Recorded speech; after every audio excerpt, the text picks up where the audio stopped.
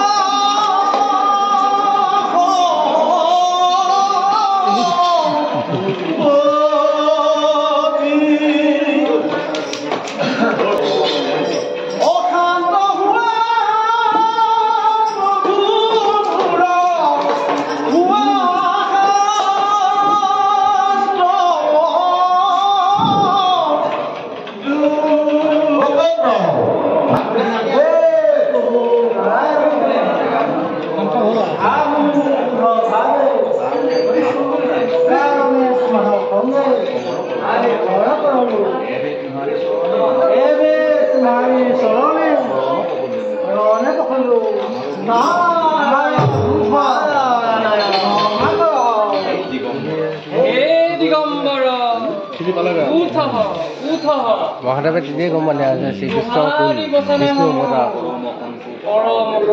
বিষ্ণু অৱতাৰ হয় শ্ৰীকৃষ্ণ নাৰায়ণ শিৱ এক কথা কওঁ শুন যি কৰ্ম কৰা তাহাক গীতা ভাগৱত ৰাশি ভাবি চিন্তি কৰা মৌতো তাহাক নিমিল